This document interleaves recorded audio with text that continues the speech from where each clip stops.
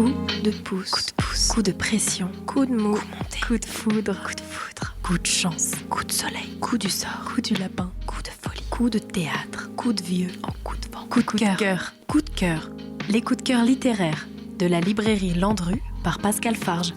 Petite nouveauté, une spéciale jeunesse avec Alice Lapouge. Le château des papayes de Sarah Pennypacker, traduit par Faustina Fioré aux éditions Gallimard Jeunesse. Un roman à lire dès 10 ans.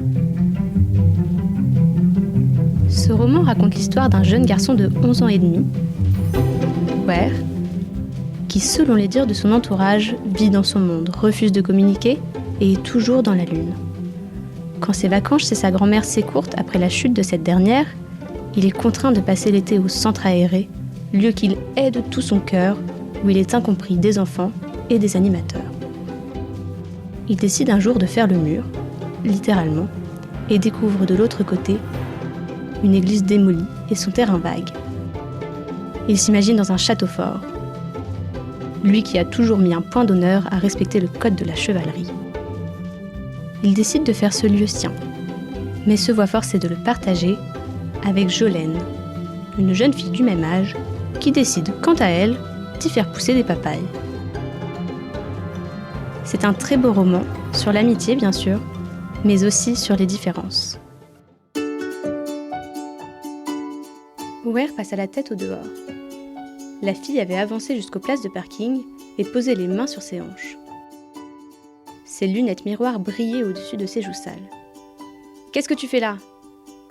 Il enjamba les décombres jusqu'à la porte. Il mit ses mains sur ses hanches lui aussi. « Rien ? C'est chez moi ici. Tu n'as qu'à aller ne rien faire ailleurs. »« Alors ?» Ware aimait le mot « alors », qu'il employait à tout bout de champ et qui lui permettait de gagner un peu de temps dans des situations comme celle-ci. « Cet endroit ne t'appartient pas, c'est une église. »« Non, c'en était une avant, mais maintenant, c'est mon jardin, » acheva-t-elle en tendant le bras vers l'endroit d'où elle venait. Ware vit alors ce qu'il n'avait pas remarqué auparavant. Des dizaines de grosses et larges boîtes métalliques aux étiquettes déchirées, alignées dans ce qui restait de l'aire de jeu. Un jardin en conserve ? La fille fit un signe de tête vers les boîtes. Ware descendit les marches et sortit sur le parking. Il se tint bien droit quand il passa devant elle, et fut soulagé de constater qu'il mesurait quelques centimètres de plus. Ce qui était ridicule. Il n'allait pas se bagarrer. Il se pencha pour examiner les boîtes de conserve. Elles étaient toutes étiquetées Chipnuts. Une plante haute comme le genou sortait de chacune d'entre elles. Les arbustes avaient l'air à la fois frêles et hardis. Ware avait envie de les caresser du bout des doigts, mais il s'abstint. Il se leva. Derrière cette première rangée se trouvaient 2 autres rangées des mêmes végétaux, plantés dans le sol cette fois. Ceci lui arrivait à la poitrine. « Mon jardin », répéta la fille derrière lui. « Tu vois, cet endroit m'appartient maintenant. » Cette revendication déraisonnable fit réagir Ware. Cela lui donna envie de s'approprier quelque chose lui aussi.